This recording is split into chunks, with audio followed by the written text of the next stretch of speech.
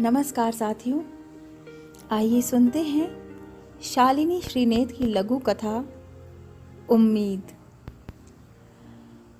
एक औपचारिक मुलाकात कब प्रेम के परवान चढ़ गई पता ही नहीं चला।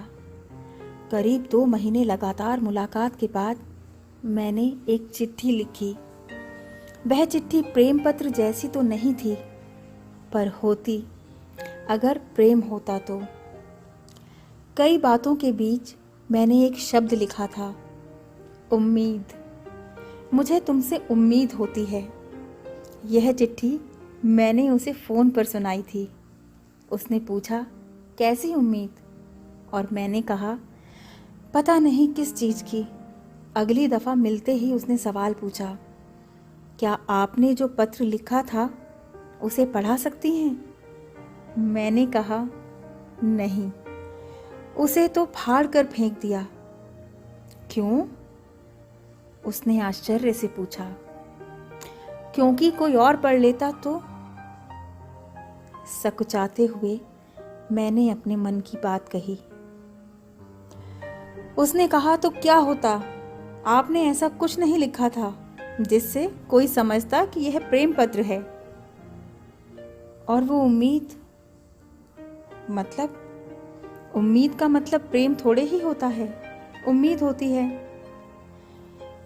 जिस उम्मीद के बारे में फ़ोन पर मैंने बेबाकी से उसे बता दिया था, उस पर चर्चा करते हुए मैं शर्मा रही थी। उसने कहा, अरे इसमें इतना शर्माने की क्या बात है? कुछ देर बाद हम एक दूसरे का हाथ थामे एक रेस्तरां पहुंचे। वहाँ दोनों ने आइसक्रीम ली। करीब 4 महीने तक इसी तरह मिलना जुलना लगा रहा। फिर एक दिन मालूम हुआ कि उसका ट्रांसफ़र हो गया है और वह चेन्नई चला गया। फ़ोन पर हमारी बातचीत होती रही।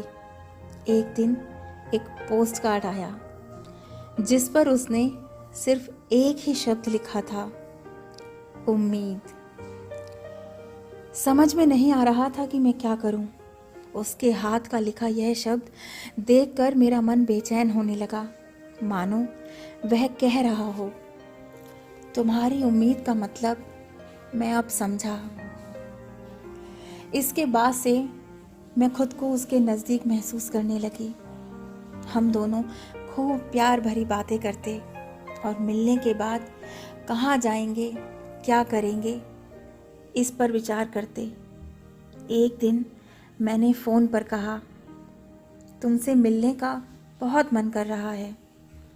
उसने कहा, सच बताओ, आ जाऊं क्या?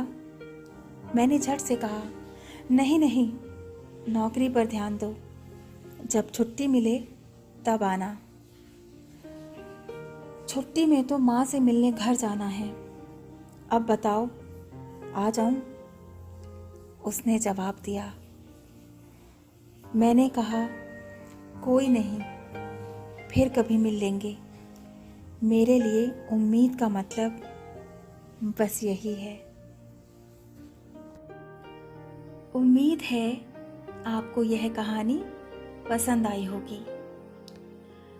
इस कहानी को आप आपके दोस्तों और सोशल मीडिया पर शेयर कर सकते हैं।